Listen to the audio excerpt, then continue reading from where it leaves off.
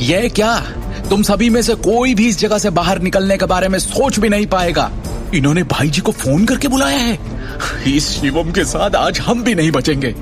शिवम, तुम अपने लिए जितने चाहे उतनी परेशानी पैदा कर सकते हो, लेकिन हमें अपने साथ मत खींचो। कमरे में दृष्टि के सहपाठी भाई जी के नाम का उल्लेख करने से घबरा गए। बचने का कोई और तरीका न दिखने पर वो केवल शिवम को अपने साथ घसीटने के लिए दोषी ठहरा सकते थे। जगनपुरी गाजियाबाद का एक कुख्यात डॉन था, जिससे एक क्षेत्र में हर कोई डरता था। दिल्ली में एक कहावत भी थी कि जिसमें कहा गया था कि गाजियाबाद में ऐसा कुछ भी नहीं था जिसे जगनपुरी संभाल नहीं सकता था। उनमें से कोई भी इस तरह के भयानक व्यक्ति को ठेस पहुंचाने का जोखिम कैसे उठा सकता है? शिवम ने अपना सिर हिलाया और एक मुस्कान के साथ पूछा, क्या जगनपुरी वास्तव में इतना शक्तिशाली है? तू जगनपुरी भाई जी की पहचान भी नहीं जानता, फिर भी उनसे जुड़े आदमी को मारने की हिम्मत कर रहा है। इतना बेवकूफ कैसे है तू? तूने जिस पर हाथ उठाया है तू उसे नहीं जानता, वो जिसका आदमी है तू उसे भी नहीं जानता, बस ऐसे ही पंगा ले लिया। अब तो तुझे भगवान भी नहीं बचा सकता। तूने कोबरा भाई से लड़ने की हिम्मत इसलिए कर ली क्योंकि तुझे मार्शल आर्ट के कुछ दांव पेच आते हैं। तुझे ये नहीं पता कि भाई जी की दिल्ली में किस तरह की इमेज है। अंगद ने ठंडे स्वर में कहा। जिस तरह से वो काला कोबरा के पक्ष में ये बात बोल रहा था, उसके चचेरे भाई से ज्यादा वो उसका सगा लग रहा था।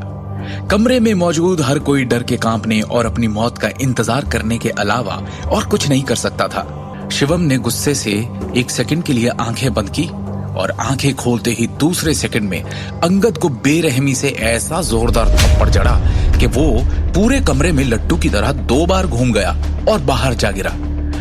शिवम, छोड़ो ये सब, चलो चलते हैं, दृष्टि ने चिंतित अभिव्यक्ति के साथ सुझाव दिया। दृष्टि के हिसाब से शिवम ने आवेग में आकर कुछ ज्यादा ही बड़ा कदम उठा लिया। परिणामों की परवाह किए बिना उसने तुरंत काला कोबरा को धमकी दे डाली और यहाँ तक कि उसे अपने सामने घुटने टेकने के लिए मजबूर कर दिया, जिससे वो उसका दुश्मन बन गया। हिंसा से कभी किसी समस्या का समाधान नहीं हो सकता, क्योंकि ये और भी अधिक समस्याओं को जन्म देती है। अब जबकि स्थिति इस हद तक बढ़ गई थी, दृष्टि भी मौजूदा हालात को संभालने के लिए कुछ नहीं कर सकती थी। हालांकि वो मदद करने के लिए कुछ नहीं कर सकती थी, पर आज शिवम ने उसके दिल को जैसे छू लिया था। आखिरकार अपनी जान की परवाह किए बिना वो उसकी रक्षा में खड़ा हुआ था। तुम लोगों को लगता है तुम यहाँ से जा सकते हो? मेरी बात कान खोल के सुन लो, आज यहाँ से कोई भी जिंदा वापस नहीं जा रहा। काला कोबरा के चचेरे भाई ने अहंकार से कहा। बिना एक भी शब्द बोले शिवम ने अपनी पूरी ताकत से उस आदमी को लात मारी और उसे कमरे से बाहर उड़ते हुए भेज दिया। उसके बाद वो पलटा और दृष्टि को सीधे उसकी आंखों में देखा। उसका चेहरा शांत और तनाव मुक्त था। शिवम एक उज्जवल मुस्कान के साथ उसे आश्वस्त करने के लिए आगे बढ़ा।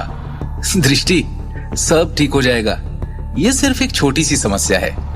तुम कुछ मिनट के लिए मेरे लिए रुको, जब तक मैं जाकर इस मामले को सुलझाता हूँ। उन शब्दों को कहने के बाद शिवम ने काला कोबरा को कमरे से बाहर खींच लिया। काला कोबरा और अंगद ने आज्ञाकारी रूप से जमीन पर घुटने टेक दिए।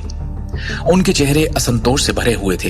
हालांकि वो वापस खड़ा होना चाहते थे, लेकिन उनमें कोई भी ऐसा करने की ताकत नहीं जुटा सका, क्योंकि शिवम की किक से उनके घुटने पहले ही अस्थायी रूप से घायल हो चुके थे। इसलिए उन्हें अपने पैरों से किसी भी तरह की ताकत का प्रयोग करना बेहद मुश्किल लगा। दूसरी ओर शिवम अपने हाथों को अपनी पीठ के पीछे रखते हुए सीधे खड़ा हो गया, जबकि उसकी अभिव्यक्ति शांत और गंभीर रही। कुछ ही दूरी पर काला कोबरा के आदमियों ने शिवम को घूर कर देखा, ताकि ये सुनिश्चित हो सके कि उनके बॉस को कोई नुकसान न हो, क्योंकि आगे जाकर शिवम को रोकने की हिम्मत उनमें से किसी में भी नहीं थी। इस वक्त वो बस भाई जी के आने का इंतजार कर रहे थे।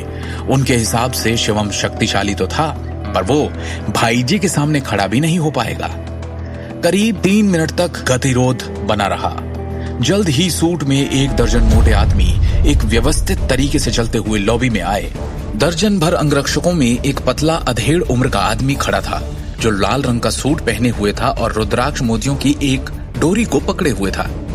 भाई जी, आखिरकार आप आ गए। आपको मेरा बदला लेना चाहिए इस आदमी से।